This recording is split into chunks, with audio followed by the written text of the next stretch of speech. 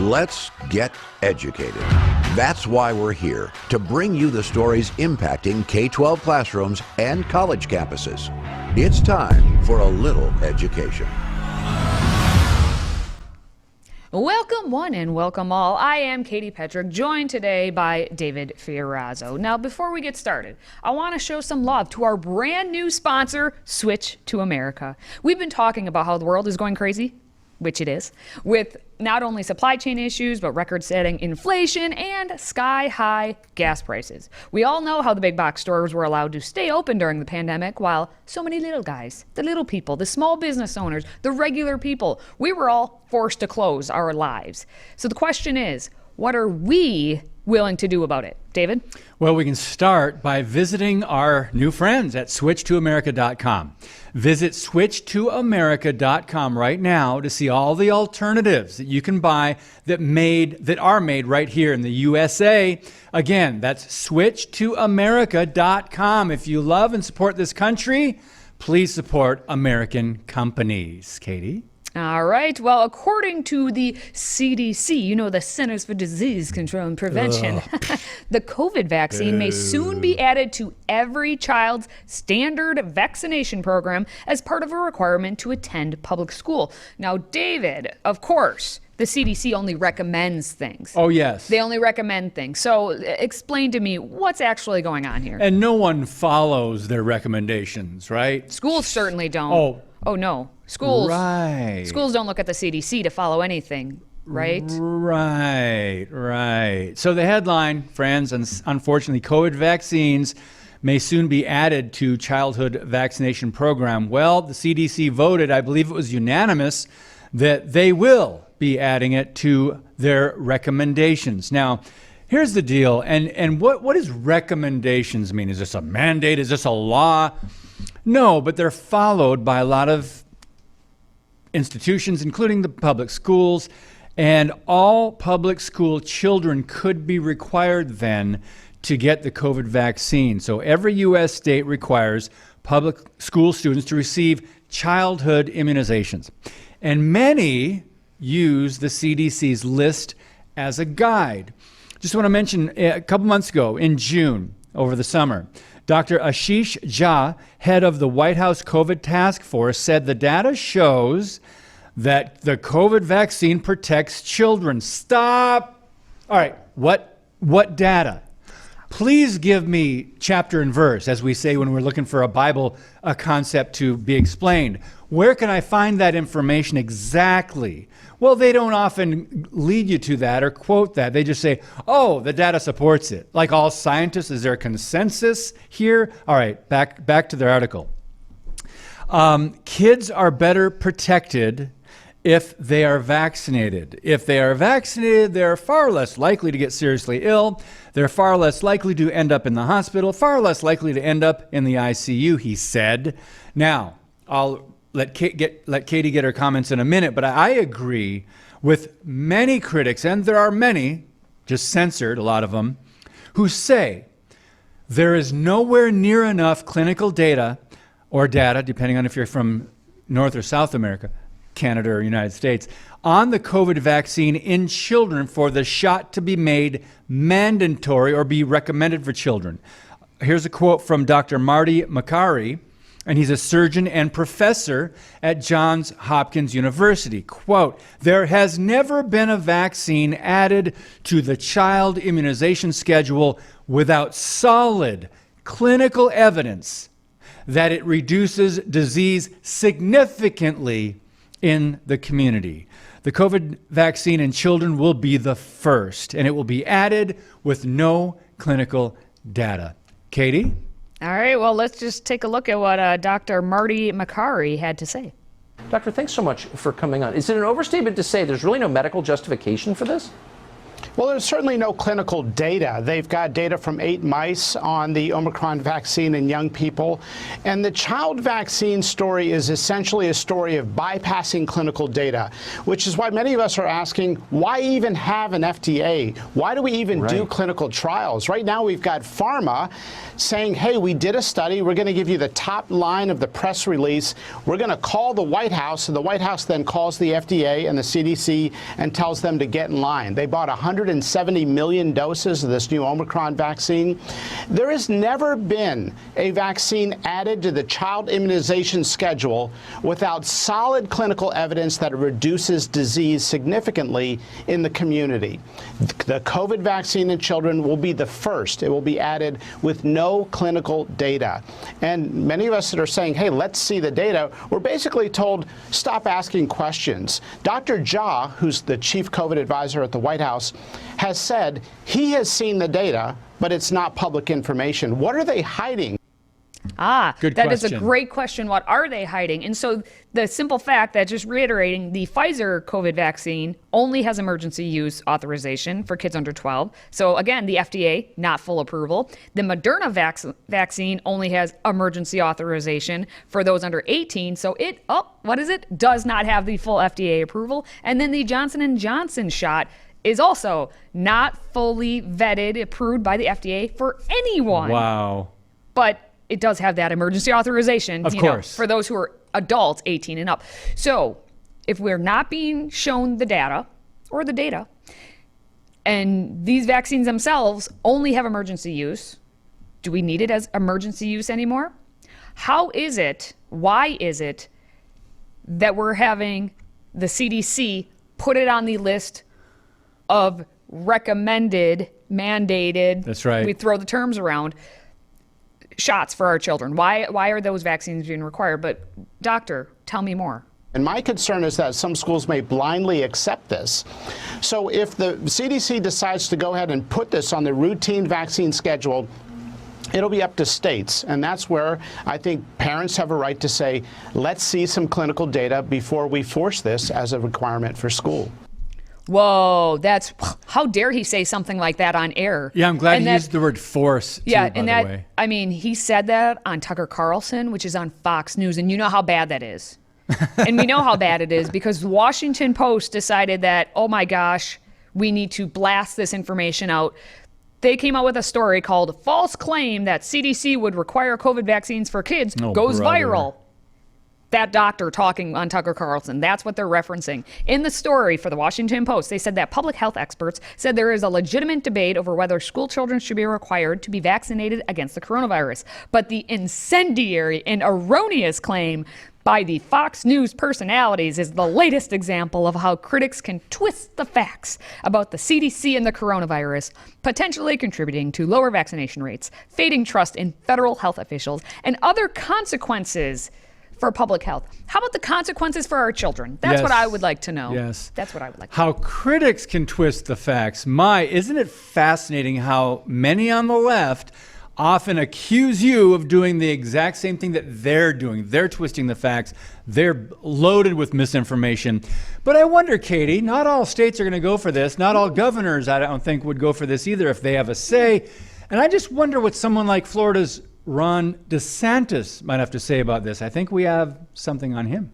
As long as I'm around and as long as I'm kicking and screaming, there will be no COVID shot mandates for your kids. That is your decision. That is your decision to make as a parent. These are new shots. I get a kick out of when people kind of compare it to MMR and stuff, things that have been around for decades and decades. So parents, by and large, most parents in Florida have opted against doing these booster shots particularly for the young kids. The Surgeon General of Florida does not recommend this for young kids, for kids under 18. And basically his reason for that, there's not really been a proven benefit for that. I mean, we can get into some of the potential side effects. You don't even really need to do that. Not been a proven benefit. But it's a free state. Parents can make the other decision if that's what they want. The important thing is that school districts are not mandating this choice. Yes, yes, yes. Wow. And for speaking that common sense, for saying that adults parents should make the decisions for their children, not the school districts, not the state, not certainly the federal government and all of its agencies from within, he's going to get blasted for that. And he did get blasted for that because that's what we do here in America. Yeah. Because anyone with a differing opinion, anyone who wants to be a parent and make decisions for their children, no, that's not allowed. Not only must it be the state, it's the federal government who must dictate what our children do, because this is what's been happening for years. And this is just yet another example. Luckily, if you live in one of these states, we've been told, it sounds like you also won't have that mandate put in your state. We're talking about Wyoming, Florida, Arkansas, Arizona, Georgia, Mississippi, West Virginia, Montana, Indiana, Oklahoma, Iowa, South Carolina's had some things. Take a look at your own state, see what they're doing. Yep.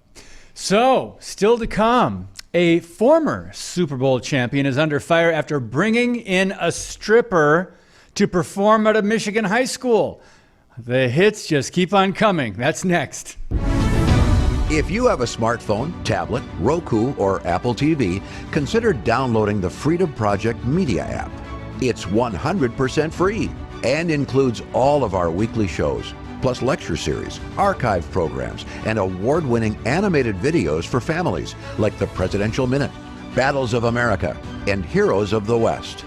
Don't rely on the social media giants to keep you informed. Simply download the Freedom Project Media app from your app store and allow notifications. And we'll let you know when a new video is ready.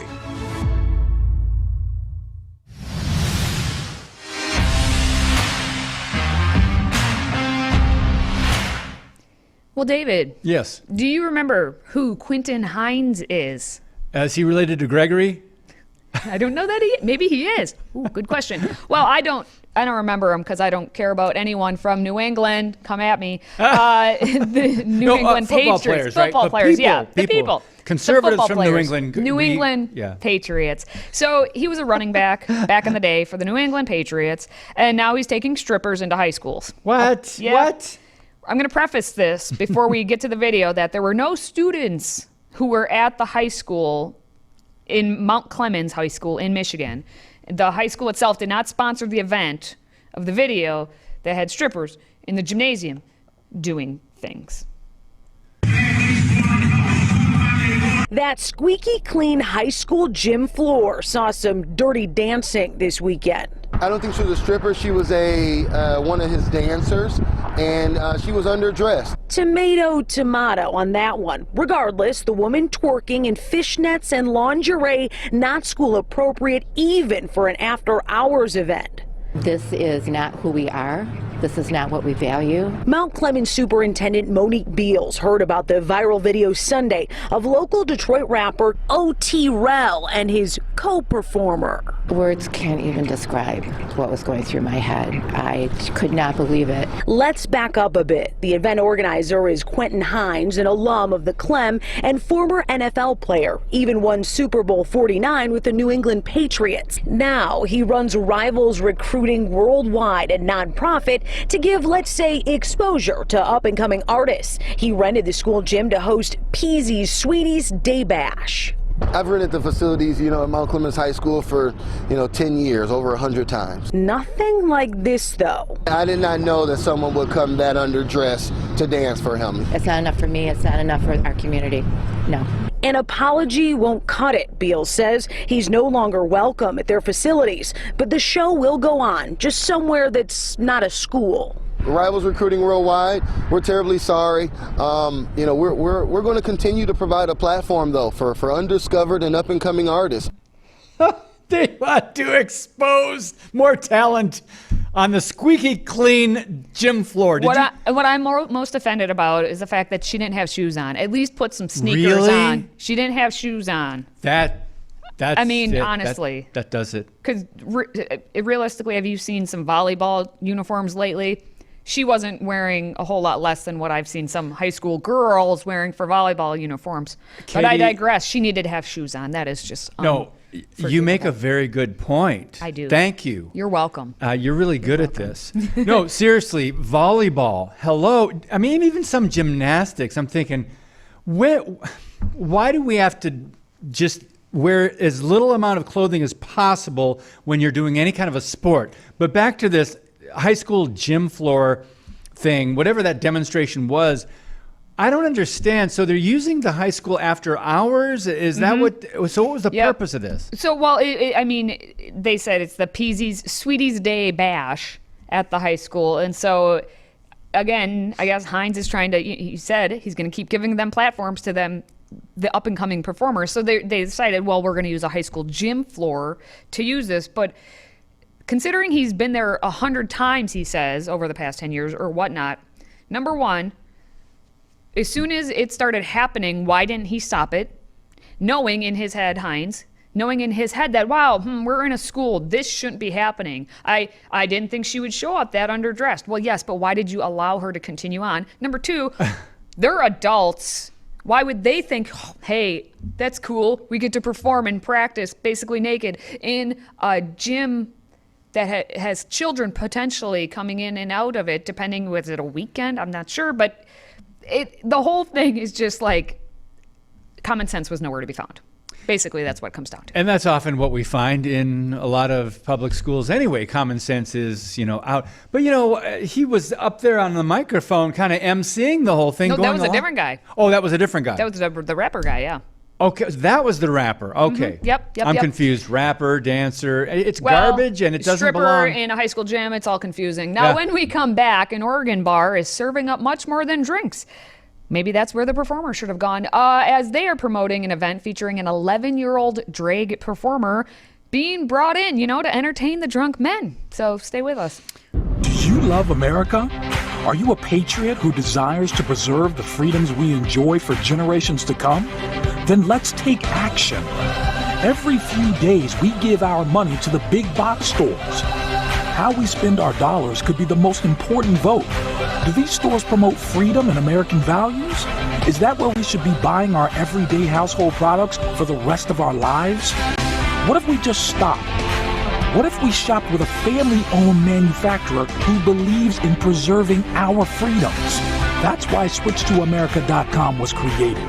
SwitchToAmerica.com gives patriots the ability to walk away from the big box stores forever. This is a movement that pledges allegiance to the flag of the United States of America. SwitchToAmerica.com. Take action if you love this country. Here is a great way to show it. SwitchToAmerica.com.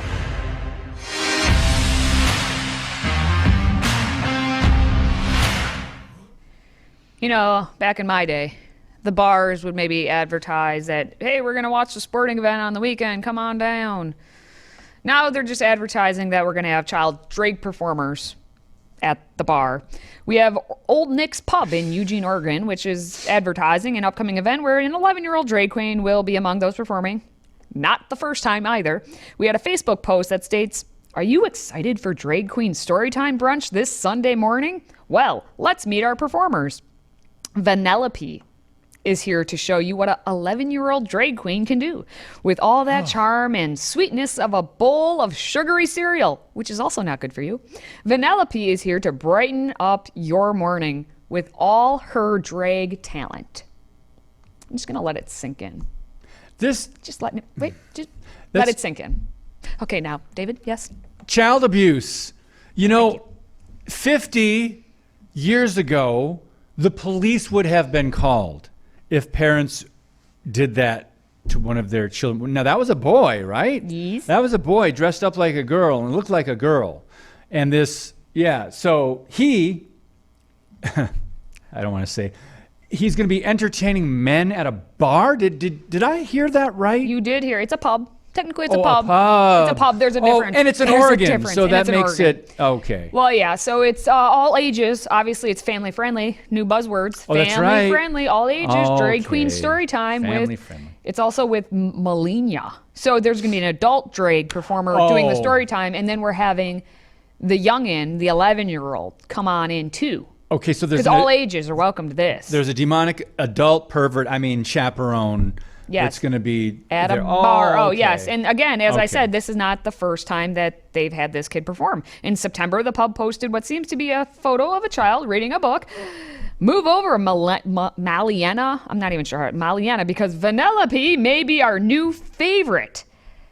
Child labor laws, anyone? I'm just wondering. Now, the pub, of course, defends all of this. Yeah, Defends their actions. Because, I mean, they're making money on this, right? of course.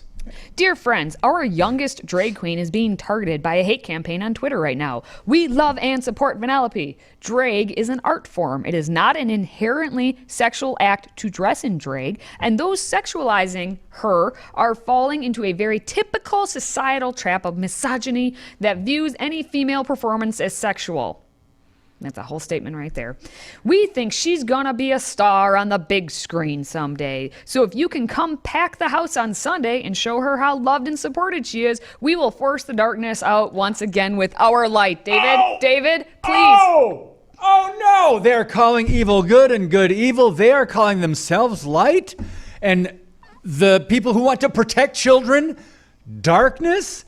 This is what they're doing, friends. They're flipping the rhetoric. They're flipping words and meanings like they started by redefining truth many years ago. And Katie, I know you're just letting me go, right? You're letting me go. Do you know Joe Biden? I don't know how much time we have. I don't care. You know what Joe Biden did when he was campaigning against Trump? He was saying, we just want to get out the chaos and the darkness, remove that from America. We want to bring healing and light. And really? So you, with your demonic platform, you're going to say you're bringing in the light. Now, so this is what they're doing here. They're saying, if you stand up against this, you are evil and you are in the darkness. This is a complete mischaracterization of the truth, but also what the Bible says about Jesus is the light of the world, and light exposes darkness. And what they're doing is dark. All right, I will calm him down because we have Before We Go up next. All right. We are going to discuss in Before We Go a U.S. tax dollars, how they are being sent overseas to promote, obviously, diversity, equity, and inclusion. Of course. By financially supporting the drag shows. Because why not? Stay with us. We want to hear from you. If you have a question or comment for Katie, David, or any of our other show hosts, simply visit stayeducated.org. That's stayeducated.org and submit your question or comment. Our team loves to hear from you and might just give you a shout out on air. Again, visit stayeducated.org and connect with us.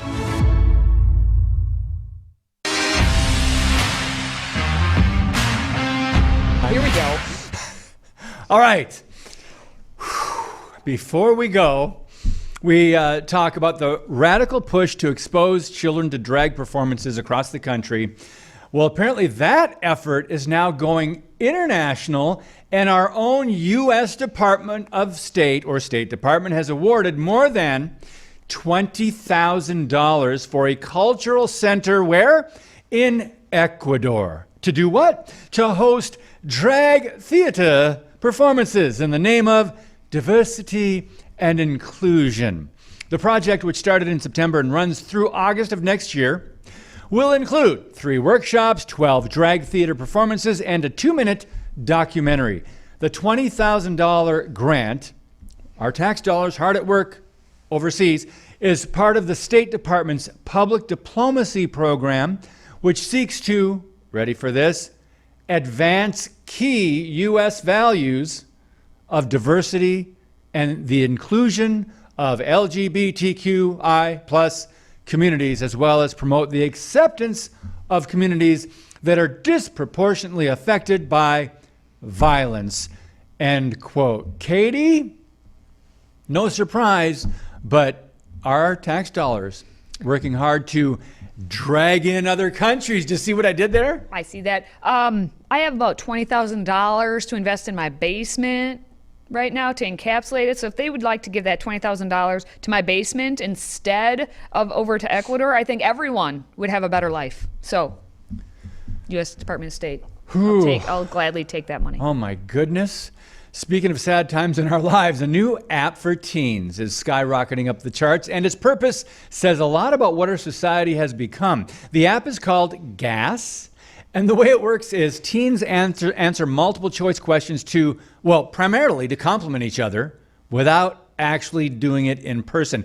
Gas is designed to be a safe place to interact with friends. Users can only interact through polls and with people they have accepted as friends. Despite only being available in 12 states, it has been downloaded 500,000 times. Katie, it's sad that an app is needed to show your appreciation for people today. Yeah. So back in the day when AOL first came out, I mean, people were using that to talk to people, to say nice things to people, and then look what happened with a lot of AOL things and creepy men. So I don't see this ending well. It's not a gas, as the Rolling Stones would say. All right. So finally, let's wrap things up in our home state of Wisconsin, as one of the most popular grocery stores in the state is going viral thanks to frozen pizza.